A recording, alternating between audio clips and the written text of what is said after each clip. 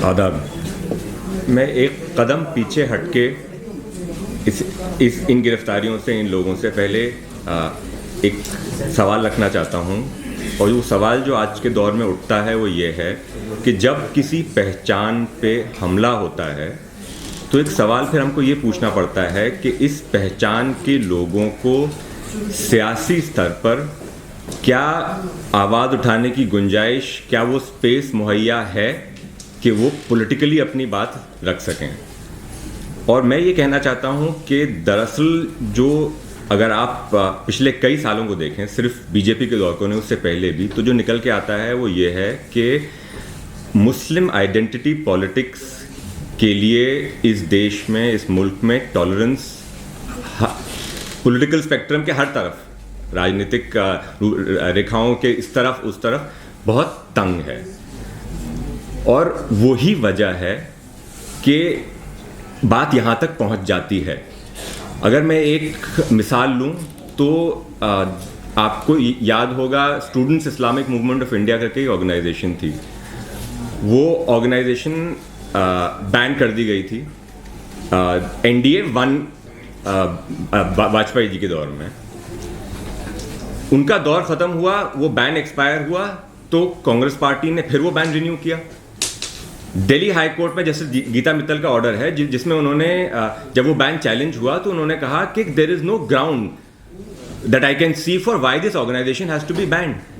कि कोई, उन्होंने कहा ओपिनियंस बहुत सारी हैं कि हमारे ख्याल से ये और वो, लेकिन कोई ग्राउंड में नहीं देखती हूँ, कोई बुनियाद नहीं देखती हूँ जिसके बेसिस पे इस ऑर्गेनाइजेशन को बैन किया गया है। तो उस पर UPA 1 ने फौरन दौड़ के अगले दिन सुप्रीम कोर्ट में सुबह उस ऑर्डर का स्टे लिया 2008 में।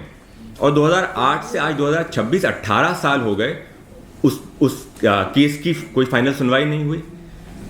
इस दौरान कई ऐसे प्रोसिक्यूशंस हो गए कि आप इस बैंड ऑर्गेनाइजेशन का हिस्सा थे या नहीं थे, वर यू और were you not a member of this unlawful terrorist organization करके कई प्रोसिक्यूशंस हो गए जिसमें लोग कन्विक्ट हुए, लोगों ने कई साल काटे।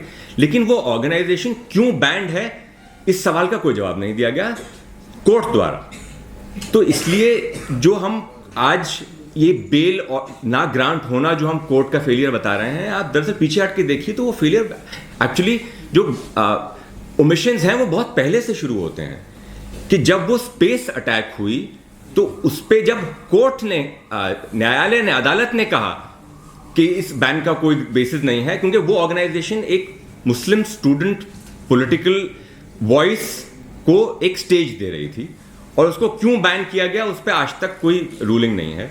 और इसलिए जो सभा साहिबा ने सवाल पूछा कि शर्जील क्यों और उमर क्यों, तो मेरे ख्याल से उसका जवाब यह है क्योंकि वो स्टूडेंट्स हैं, मुस्लिम्स हैं, पॉलिटिकल हैं और लीडरशिप एस्पिरेशंस रखते हैं।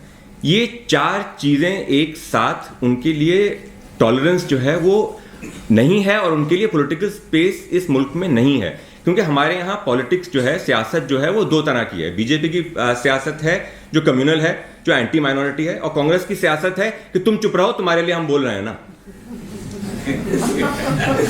तो इसलिए ये तीसरी सियासत की कोई गुंजाइश मैं नहीं देखता हूं, और वही आज वजह है कि हम यहां तक पहुंचे हैं कि हम आज इस सवाल पे हैं कि ये 6 साल इनके लिए कहीं ज्यादा तो नहीं हो गए। सवाल ये था कि इनको हमारी सियासत ने क्या स्पेस मुहैया कराया कि ये नौबत ना आती। जो सिमी के साथ हुआ वो आज पॉपुलर फ्रंट ऑफ इंडिया के साथ हो रहा है कि अब NDA सरकार ने 2002 में पॉपुलर फ्रंट ऑफ इंडिया को बैन कर दिया है, और जब तक ये फैसला होगा कि ये बैन ठीक था या नहीं था और इसका UAPA के शेड्यूल में लाना सही था या नहीं था, कितने प्रोसिक्यूशन तो इस बिना पे हो जाएंगे कि आप उसके मेंबर थे या नहीं थे। तो इसलिए, और ये फेलियर, और मैंने अपने जिस मजमून का असर जिक्र कर रहे थे, मैंने उसमें यही लिखा है कि ये फेलियर दरअसल लिबरल डिस्कोर्स का भी है, कि हमको अपने आप से ये सवाल करना है कि हमने क्या मुस्लिम आइडेंटिटी, मुस्लिम पॉलिटिकल आइडेंटिटी को वो स्पेस मुहैया कराई है कि हम उसको एक एलाय के तौर पे देखें, या हमारा भी वही कांग्रेस पार्टी वाला रवैया है। और इसीलिए मैंने अपने मजमून में ये लिखा कि उमर और शर्जील में जो आप फर्क देखते हैं, न्यूयॉर्क का मेयर जो है शर्जील को तो कोई खत नहीं लिख रहा, ना शर्जील की बात कर रहा है। क्यों? क्योंकि उसकी पॉलिटिक्स मुस्लिम पॉलिटिक्स है, उसके नारे इस्लामी नारे हैं, उसके मीन्स ऑफ प्रोटेस्ट के आप जुमे की नमाज के खुतबे का इस्तेमाल कीजिए कि जुमे की नमाज के खुतबे में एक जब लोग इकट्ठा होते हैं तो फिर उनको जागरूक कराइए। जो उसने नारे लगाए, नारे तकबीर के और ला इलाहा के, वो सिर्फ मुस्लिम्स के लिए रिलेटेबल हैं, लेकिन वो उस पॉलिटिक्स के लिए लिबरल डिस्कोर्स में भी स्पेस नहीं है कि आप जब तक नहीं गंगा जमनी की बात कीजिए तब तक ठीक है, लेकिन ये कि आप उसके दायरे से बाहर जाएंगे तो फिर आप बीजेपी की बी टीम है। तो लिबरल डिस्कोर्स ने तो एआईएमआईएम जैसी पार्टी को भी अदर कर दिया कि नहीं, आप बीजेपी की बी टीम है। क्यों? क्योंकि आपकी पॉलिटिक्स मुस्लिम पॉलिटिक्स है।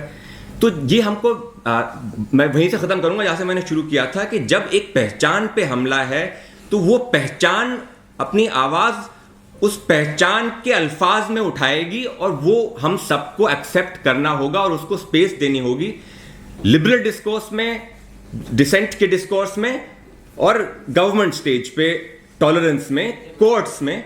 और जब तक उस प्रॉब्लम को उस मसले का हल नहीं ढूंढा जाता तब तक शर्जील और उमर जैसे लोग जो हैं वो जेल जाते रहेंगे। और ये आखिरी जो बीमारी की आखिरी स्टेज है कि हम बुखार का इलाज करते हैं तो वो बीमारी के आखिरी स्टेज पे आके हम कहते रहेंगे कि भाई ये लोग अंदर क्यों हैं, ये नहीं पूछेंगे कि क्या वो स्पेस हमने इनको दी थी कि ये नौबत ना आती। बहुत बहुत शुक्रिया।